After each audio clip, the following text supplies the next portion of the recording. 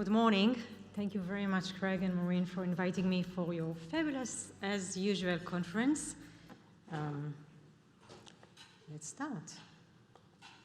So as a reminder, Tarsier Pharma is developing a new chemical entity, dazdotuftyde, focusing merely on blinding ocular diseases and targeting a blockbuster potential.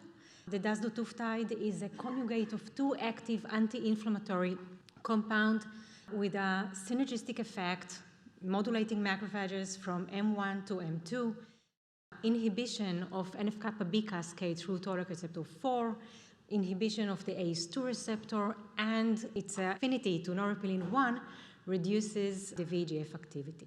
So with this multi-target, we are developing this as IVT and eye drops, and our most progressed program is the TRS-01. The TRS-01 is an eye drop formulation of dazdotuftyde for non-infectious anterior uveitis and uveitic glaucoma. If approved, TRS-01 will be the first steroid-free drug for this indication after decades.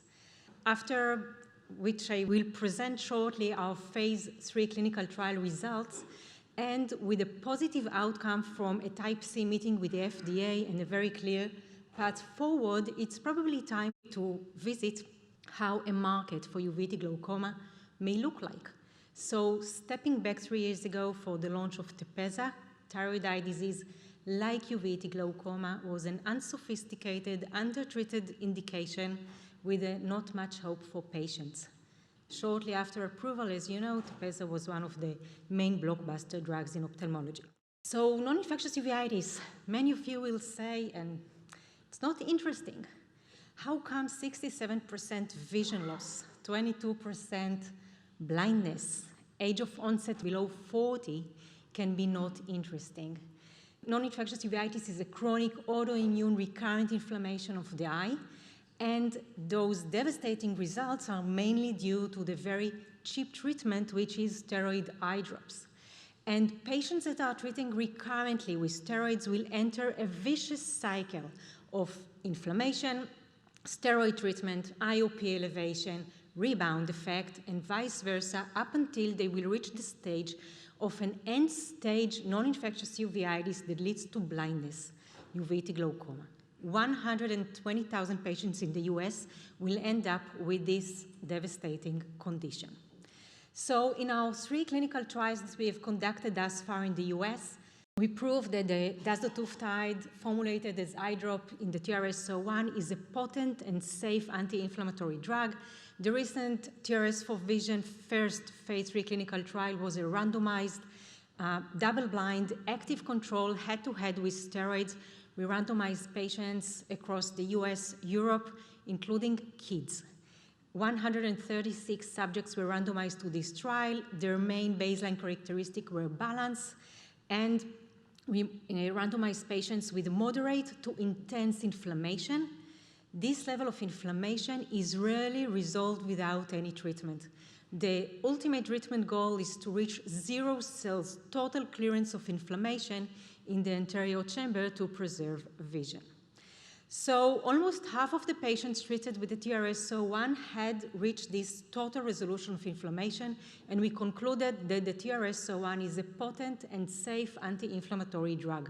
However, we didn't meet the endpoint because the steroids were better, and therefore we didn't meet the non-inferiority margin.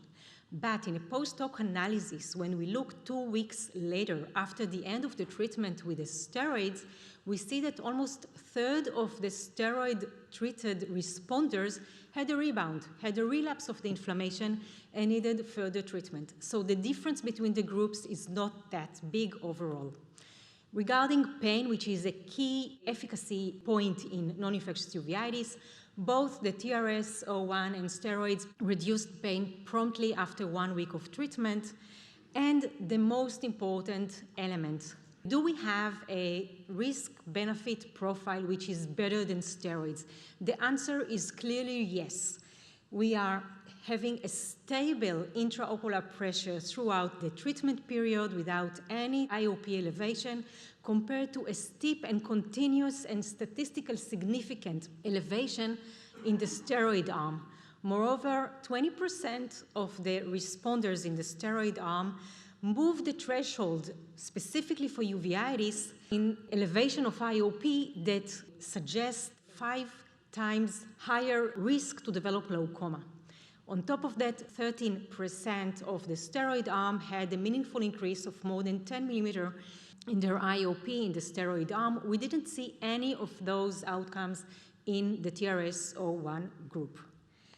So we conclude that we have a positive benefit-risk profile, and the TRS-01 should be the first-line treatment specifically in patients with uveitic glaucoma that should avoid any treatment with steroids, because we are able to break this terrible vicious cycle.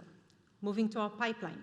We have developed an IVT slow-release biodegradable formulation of our NCE, dazdutuftyde, targeting non-infectious posterior uveitis, but also diabetic macular edema and diabetic retinopathy.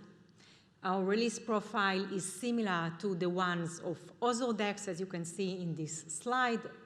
Ozurdex, as you know, is a slow-release formulation for the treatment, or steroid for the treatment of diabetic macular edema, and we are very happy with these results and gearing up toward IND-enabling studies, potentially moving to first-in-human in the next 12 months.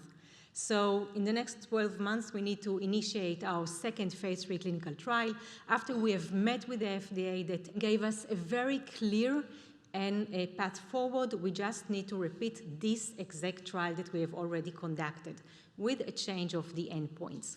We are addressing 70 years of lack of innovation since steroids eye drops were introduced to the eye, and targeting a very attractive commercialization strategy in a multi-billion-dollar market. Our composition of matter patent is up until 2034, and we have 7 patent families around those programs, and we are, of course, in a fundraising process in order to bring these to patients in need, urgently need. Thank you again, Craig, Maureen, and all of you for your attention, and I'm happy to take questions after the session.